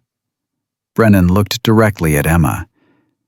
This isn't just about you anymore, Rivers. This is about every woman who wants to serve in combat roles. Every small person who's been told they can't. Every underdog who needs proof that determination matters more than genetics. You want it to matter? Congratulations. Tomorrow, you matter more than you ever wanted to. Emma left Brennan's office feeling like the walls were closing in.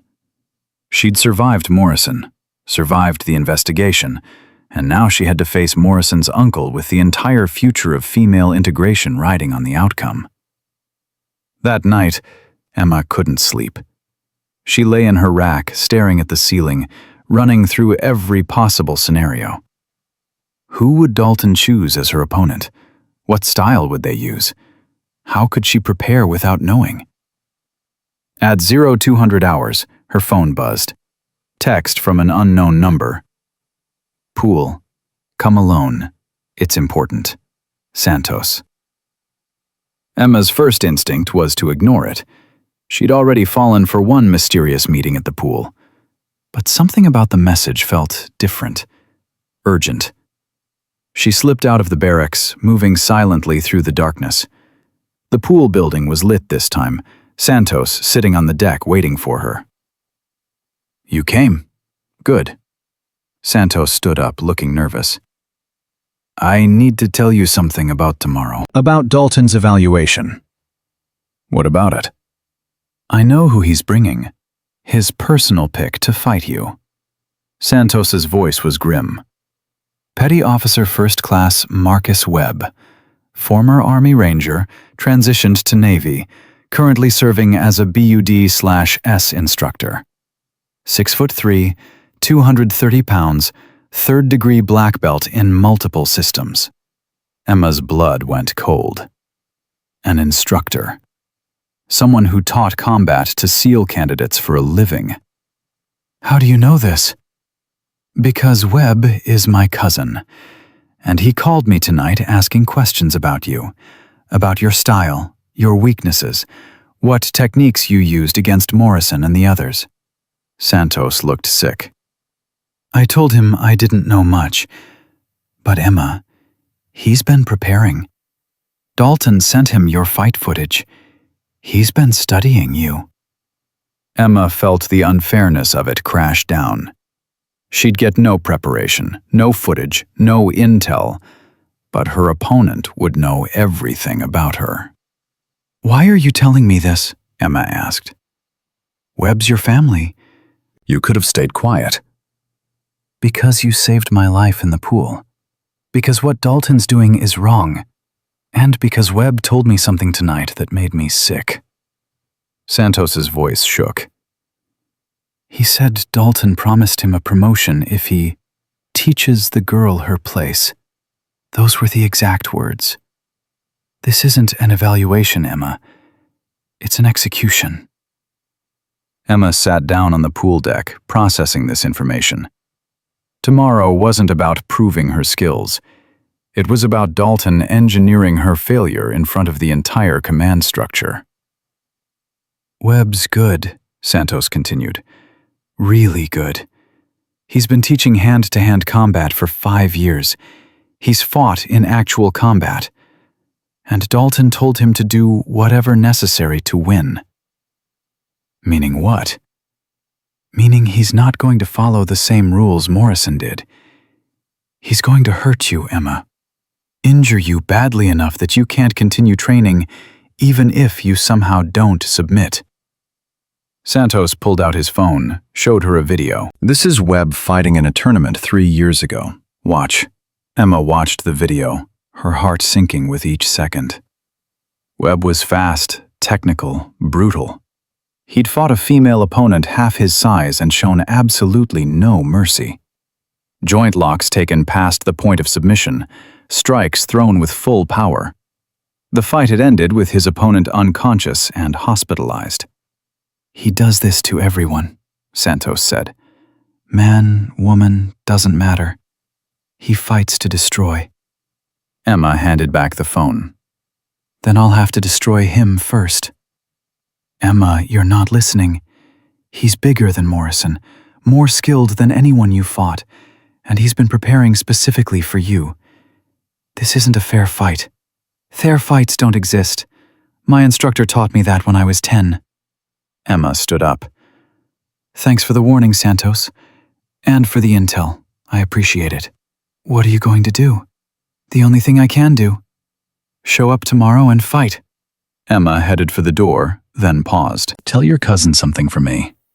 Tell him I don't care how big he is, how skilled he is, or how much Dalton promised him. Tomorrow he's going to learn the same lesson Morrison learned. What lesson? That underestimating someone is the fastest way to lose to them. The next morning, word had spread throughout the entire base about the evaluation. Candidates from other classes came to watch. Instructors lined the walls of the gymnasium. Even off-duty personnel showed up, curious to see the woman who'd become the center of the biggest controversy in BUD/S history. Emma arrived in her training gear, shorts, t-shirt, wrapped hands. She'd slept 3 hours, spent the rest of the night mentally preparing, visualizing scenarios, planning strategies. Dalton stood at the center of the mat, looking exactly like his photos. Old, hard, unimpressed. Beside him stood Webb, tall, muscular, relaxed, confident. Petty Officer Rivers, Dalton's voice carried across the gymnasium. You've caused quite a stir in my nephew's training class. Beat him and 4 others in a matter of minutes. Very impressive. Against unprepared opponents. Emma said nothing, just stood at attention, waiting. Today, we're going to find out if your success was skill or luck. Petty Officer Webb is one of our finest combat instructors. He's agreed to evaluate your capabilities properly. Dalton smiled coldly. No time limit, no point system. Fight until submission or incapacitation. Understood? Yes, Master Chief. Brennan approached Emma, his voice low. You don't have to do this. I can appeal to the Admiral, delay the evaluation, give you time to prepare. No. Let's do this now. Emma's voice was steady despite the fear churning in her gut. I'm ready. Webb stepped onto the mat, rolling his shoulders, loosening up. He looked down at Emma with an expression that wasn't quite contempt, but close to it. Nothing personal, he said quietly. Just following orders. We're all just following orders, Emma replied. Question is whether we'll follow them with honor. Webb's eyes narrowed slightly. You think I'm dishonorable? I think you're fighting someone half your size because your superior officer told you to. I think that's the opposite of what SEALs are supposed to be about." Emma's voice carried enough that the observers could hear. "But prove me wrong." Something shifted in Webb's expression. Anger, maybe. Or wounded pride. Dalton called them to the center. "Standard rules. No eye strikes, no groin strikes. Everything else is legal. Fight until someone submits or can't continue." He looked at Emma. "Any questions?" "No, Master Chief." "Then touch gloves and fight." Emma and Webb touched gloves. His hand dwarfed hers, rough and calloused from years of training. "Last chance to quit," Webb said quietly. "I've been ordered to win decisively. That means hurting you." "Then you better make sure you win, because I don't plan on making it easy." Dalton's voice cut through the tension. "Fight!" Webb moved fast, faster than Emma expected. He closed the distance in 2 steps, throwing a combination that forced Emma to backpedal. His reach was incredible, his technique sharp. Emma blocked, slipped, moved laterally. She couldn't trade strikes with him at this range. His power advantage was too great. Webb pressed forward, forcing her toward the edge of the mat. Emma felt the boundary approaching, knew that getting trapped against the wall was death. She faked left, rolled right, came up behind Webb and kicked hard into the back of his knee. Webb stumbled but didn't go down. He spun, grabbed at Emma, caught her wrist. His grip was like iron, pulling her in close for a clinch. Emma went with it instead of resisting.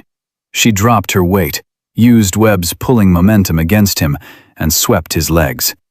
They crashed to the mat together, Emma immediately working for position, but Webb was too skilled. He prevented her from taking his back, from locking in submissions, from establishing dominance. They grappled for 30 seconds, a lifetime in combat, neither gaining clear advantage.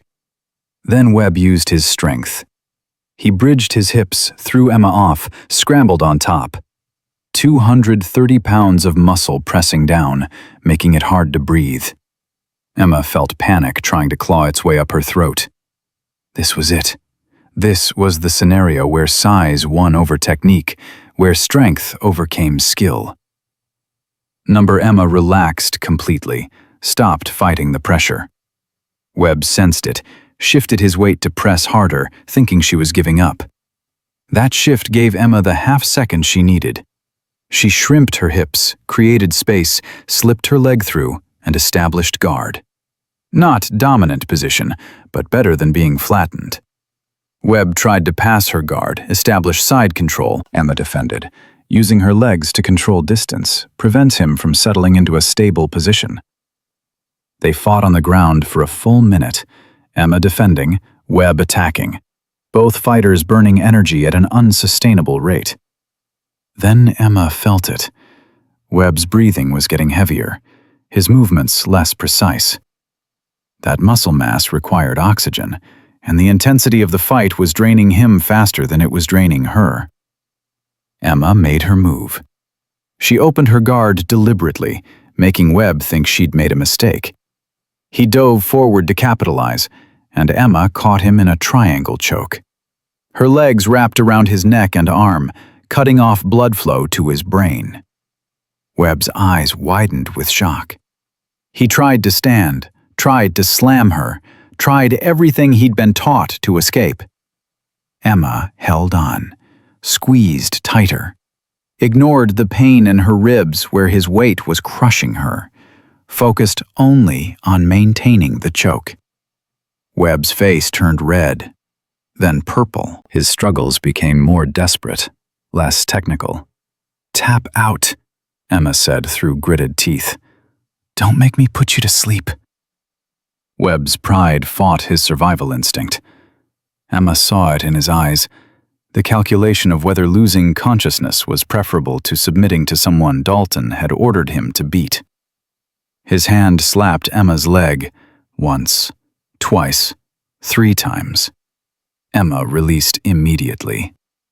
Webb collapsed beside her, gasping for air, one hand on his throat. The gymnasium was absolutely silent.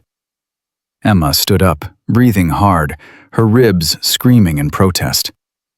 She looked at Dalton, who stood frozen, his expression unreadable. Master Chief? Emma said clearly, her voice carrying to every corner of the room. Is there anyone else you'd like me to fight? Any other evaluation you'd like to conduct? Or have I proven that I belong here? Dalton's face went through several colors before settling on a kind of grayish white. He looked at Webb, still on the mat recovering, looked at Emma, standing victorious despite being battered and exhausted, looked at the dozens of witnesses watching. Finally, he spoke. You've proven that you can beat one instructor in a single fight. That doesn't mean— With respect, Master Chief, it means exactly what it looks like. Brennan's voice cut through Dalton's words. Rivers just defeated your personally selected opponent, who had full knowledge of her fighting style, size advantage, and explicit orders to win decisively. If that's not proof of qualification, then the evaluation criteria are worthless. Dalton turned on Brennan. You're out of line, Senior Chief. No, sir. I'm on the record. And every person in this room just witnessed what happened. Brennan looked around at the assembled observers. Anyone here think Rivers doesn't belong in this program? Anyone think she needs further evaluation? Silence. Nobody spoke up. Even candidates who'd been skeptical before were staring at Emma with something like awe. Dalton's jaw worked like he wanted to argue, but no words came out. Finally, he turned and walked out of the gymnasium, his shoulders stiff with barely contained rage. After he left, the room erupted. Candidates cheered, instructors clapped. Someone started chanting Emma's name. Emma barely heard any of it. She was too focused on helping Webb to his feet. You good? She asked. Webb rubbed his throat, managed a weak smile. You're better than I thought. Better than anyone thought. Your cousin Santos gave me a heads up that you were studying me. Gave me time to prepare mentally, if not physically. Webb's expression changed to surprise. Santos told you? That little— He stopped, shook his head. Good for him. Guess he figured family loyalty had limits. Loyalty shouldn't mean helping someone do the wrong thing, Emma said quietly. For what it's worth, you fought honorably. Could have played dirty, and didn't. Dalton wanted me to. Told me to injure you if I could. Webb's voice was bitter. I refused. Told him I'd fight to win but not to maim. Cost me that promotion he promised. Then you made the right choice. Webb extended his hand. Emma shook it. You're going to make it, Webb said, all the way through. And you're going to be one hell of a SEAL. 3 weeks later, Emma stood in formation with 27 other candidates, all that remained of the 87 who'd started. They'd survived Hell Week, survived the investigation, survived everything BUD/S had thrown at them. Morrison stood 3 positions to Emma's left.